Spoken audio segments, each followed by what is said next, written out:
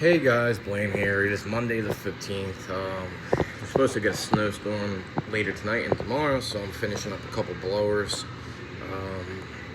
Got a Troy bill here. I'm waiting for a carburetor for this, and I'm waiting for washers for the selector on this. I'm doing a carburetor right now on this Troy bill.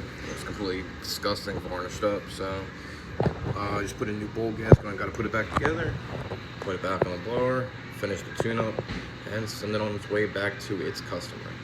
Thanks for watching. Please like and subscribe.